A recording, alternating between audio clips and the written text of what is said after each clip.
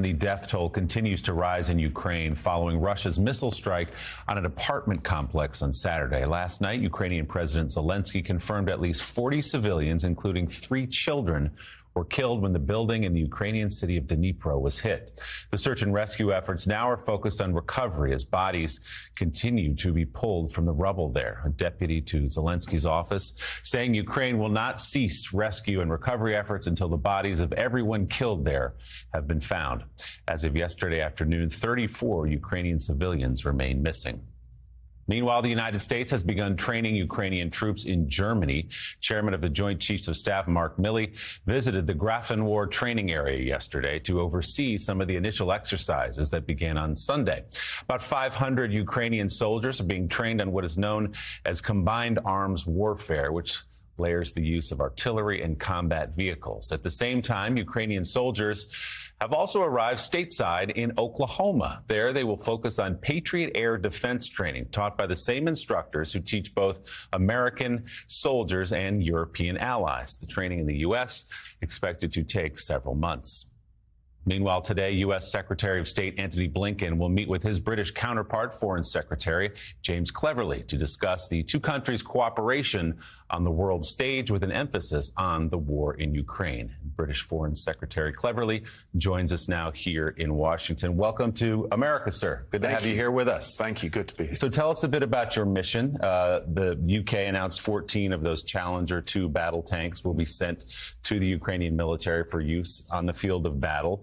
What is your message to our Secretary of State, and as you travel up to Canada as well, what are you here to accomplish? Well, we announced yesterday, just as I was flying from London to Washington, that we'll be donating those squadron of main battle tanks, as well as heavy artillery and a couple of hundred other armoured vehicles, hundreds of thousands of artillery shells, millions of rounds of small arms ammunition, because we're making the statement very, very clear to Moscow and to Putin that we are in it for the long haul. We have the strategic endurance to support Ukraine as it defends itself against aggression. And I'm here to coordinate with the United States of America, who have been the single biggest donor of money and equipment to help the Ukrainians. This is about working with one of our closest allies in the world. This is about making sure that what we do is fully integrated, that our training package integrates with your training package.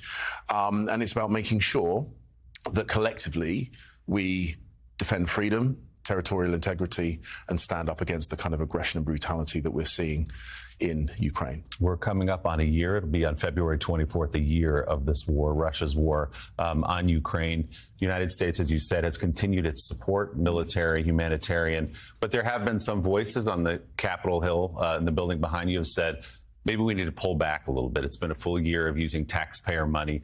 How do you articulate a year in now to an American audience why this effort, why it's so important to continue to support Ukraine?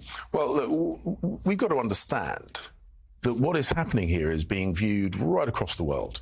And we have a choice about what message we send. Are we sending the message that actually the liberal West, that democracies like ours will lose patience after 12, 18 months, that we can be weighted out by aggressors and dictators? Because if that's the message that we send to the world, we are inviting further violence, further aggression, further invasions.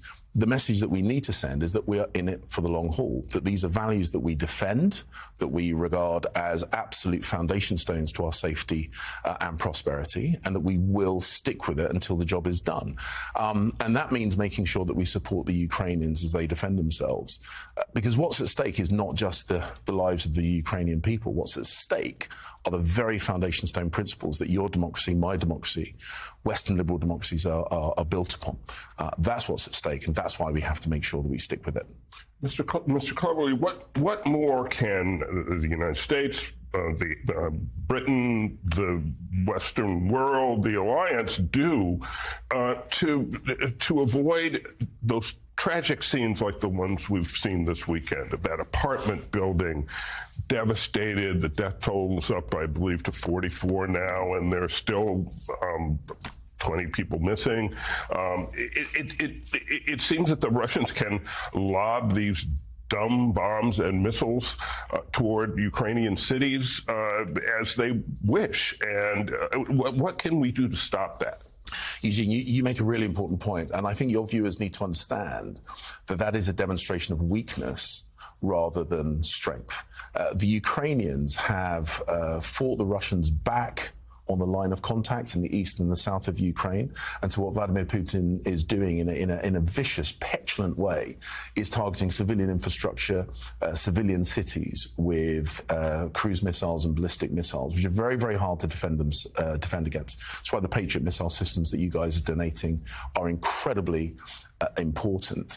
And what we need to do, and what we have been doing, the UK, the US, and others, is giving Ukraine the ability to defend itself against those air attacks, but also to push back against the land invasion. And this year will be a critical year, and we need to make sure they succeed. We've promised collectively to back them until this war is successfully brought to a conclusion. And the message I think Vladimir Putin should take is that we're going to back these guys until they win. And the right thing for him to do is not to put any more young Russian soldiers into the meat grinder that this war has become, but to recognize that we're going to back them until they win. And therefore, he should recognize this war needs to come to a swift conclusion. That's how we save lives. And to the point that you were making, that's how we save money. And as I say, bring this to a conclusion quickly will be the right thing to do. It'll be the more humane thing to do, and that's why we've got to lean in hard. But is there anything, Mr. Secretary, about Vladimir Putin that tells you he's going to receive that message and say, you know what, the United States and the United Kingdom are right. I can't win this war. I'm going to pull out. It's over. I was wrong. I thought I'd be in Kyiv in 2 weeks, raising the Russian flag over the Capitol, and we'd be greeted as liberators. He was wrong about that. How do you see this ending with a man like Vladimir Putin on the other side of the conversation? Well, look, you make a really good point. And throughout this conflict, and even ahead of this conflict, he has acted in a very thoughtless way. We haven't seen the kind of military or political analysis that you would expect from a successful world leader. He's demonstrated a naivety. He has demonstrated a level of aggression and a massive failure of planning. But we've got to hope that he gets the message loud and clear, that there is only one outcome. We have made it clear there is only one outcome to this conflict, and that outcome is that Ukrainians will successfully retake their own country.